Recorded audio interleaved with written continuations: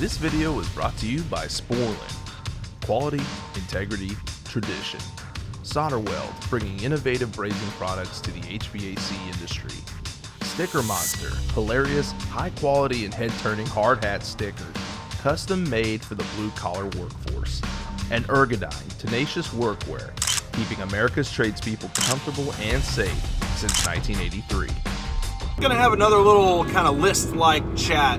I apologize for this being shot in the van. I know you've got the background noise. I'm on the freeway right now. That said, these are the times that I generally have these ideas pop into my head for these types of videos. Today we're gonna quickly talk about 3 things specific to the HVAC trade that can be very frustrating, and a few ways we can mitigate them as best as we can. Last week I did a similar video, but I talked about actually some of the characteristics for an individual to possess, or things that they need to be prepared for with the lifestyle of being a service technician. This time I'm going to go a little more specific into things that truly are unique to the heating and air field. See you in a second.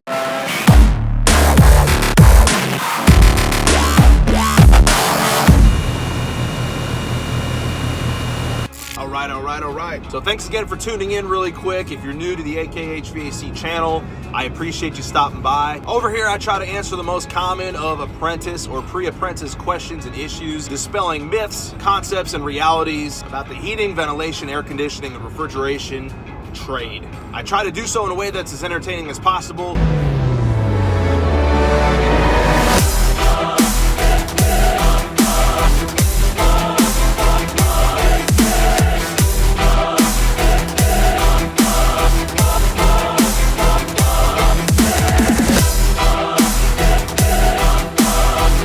Blast doing so. So thanks again for tuning in, and please consider subscribing if you enjoyed the content, and hit the bell icon for notifications as new videos come online. Now to the topic. 1. Heating and air is probably the most comprehensive, in-depth, and multifaceted of all the building trades. When you take into account all of the hats that one has to wear as a HVAC business owner, technician, installer, it can be daunting. In addition to having to have a solid grasp on the founding principles and sciences of thermodynamics, psychometrics, human comfort, combustion, and building performance, you also have to know the principles and theories, and also be able to execute tasks that bleed into other trades like electrical, plumbing, metal fabrication, welding, controls, automation, programming, sales, etc. It's a very steep learning curve when you're getting into this for the first time, and frankly, it's overwhelming. I don't think anybody can deny that who got into this trade. If you're doing more than the bare minimum, you have to acknowledge that there is an astronomical amount of information that you need to try to absorb and implement as best as you can. One of the most frustrating things that I find in my life as a service technician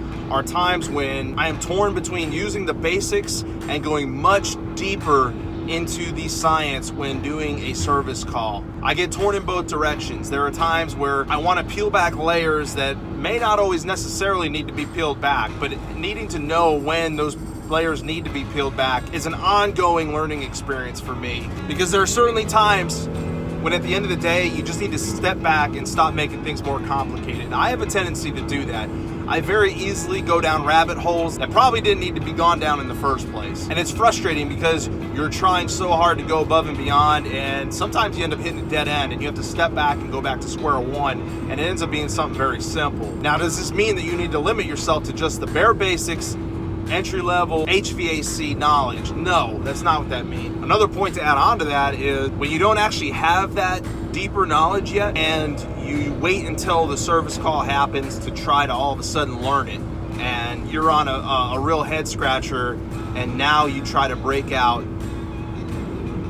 either engineering manuals or looking into much more in-depth literature, and you're going to get overwhelmed, and you're going to throw your hands up and say, this is ridiculous, this really is not necessary anyway, it's probably just X, Y, or Z.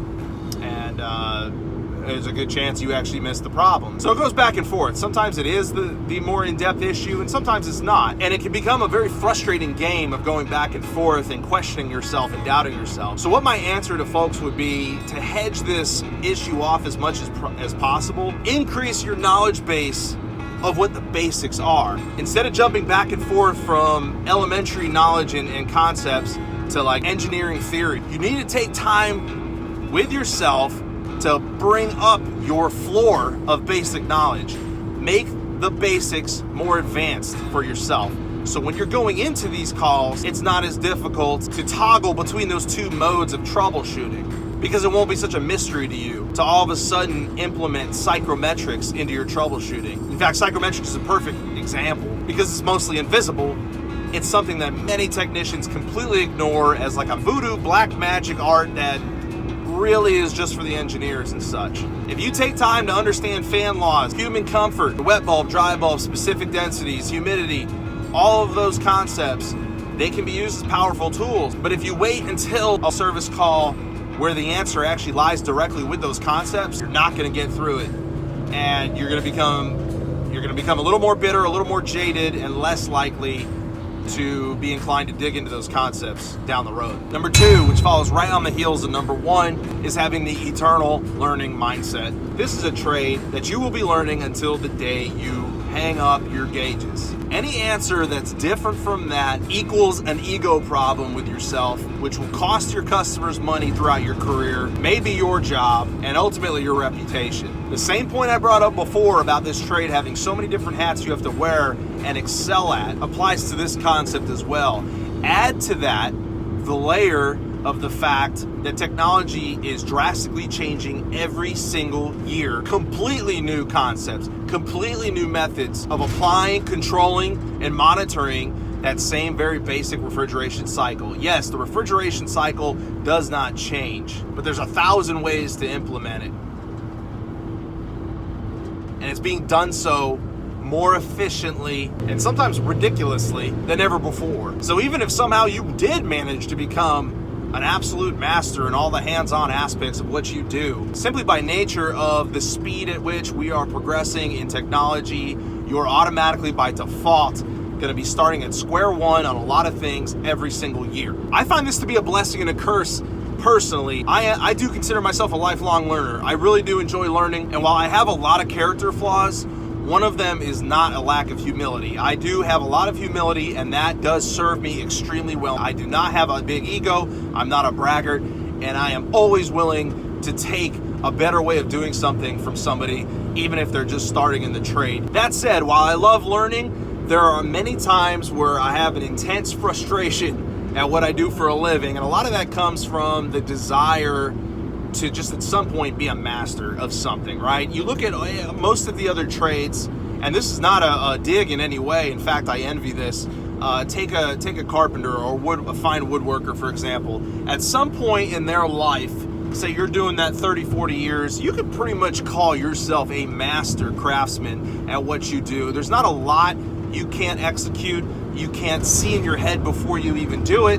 There's just not a lot of curveballs that can be thrown at you. Once in a while, they may come out with a new, a new tool or something like that. But for the most part, the principles of woodworking, the principles of plumbing, etc., there's a point where you can reach that you can kind of let your mind relax somewhat and can do just about anything the trade or world throws at you. I don't think I'm ever going to feel like that doing heating and air. So yeah, there's days that I feel substandard, and in many ways I am, but I don't think that's a feeling that'll ever go away. Even when I hit 15 years in the trade, 20 years in the trade, 30 years in the trade, I'm probably always going to have that feeling of wishing I just knew a little bit more. So the way we mitigate that is our mindset, and it's acceptance. It's acceptance of that fact. You should always chase it. I'm not saying to accept it and stay where you are, but accept that this trade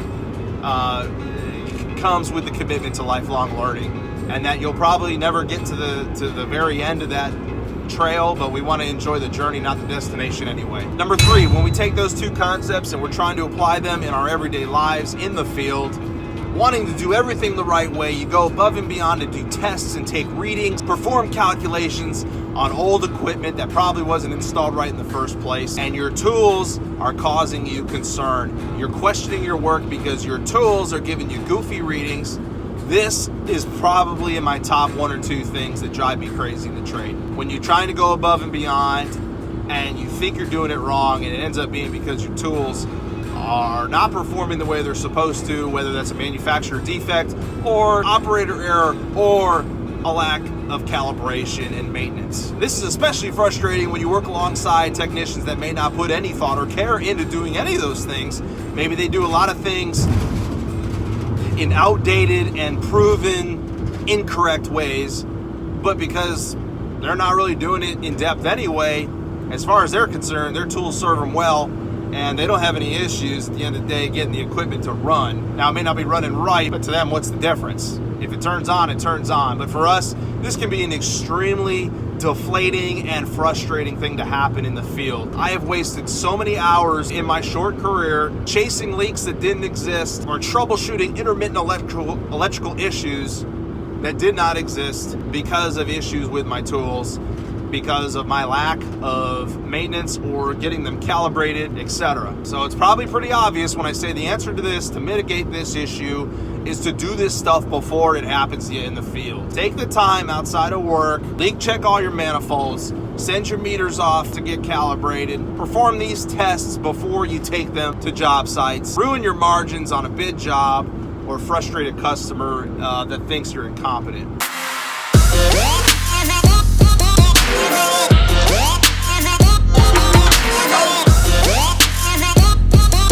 So in conclusion, when you take all three of the things I talked about today and blur them together, there's a lot of big similarities there and a lot of the same concepts to mitigate them. Instead of pigeonholing yourself and choosing between only having a base knowledge of your trade and having to switch between that and more advanced theory being used as a tool, getting frustrated and then ignoring the advanced stuff altogether, raise the level of your base knowledge to match that more advanced level, and then you won't have to choose between it or ignore one to solve a complicated issue. Accept the fact that you'll never get to the end of the line. You're always going to have to be in that position mentally of accepting new knowledge and seeking it out. It's not always going to be dumped in your lap. You need to go find it. There's a million okay technicians out there that are perfectly content with not raising their knowledge level. It's guys that took the time outside of work and invested in their minds that break through to that next plane of technical excellence. And 3, when you've invested all that time, don't blow it all by having tools that fail you. Take care of your tools and your instruments so that the tool and instrument right here is not thwarted in the field. And with that, guys, stay safe out there. Thanks so much for tuning in, and we'll see you on the next one.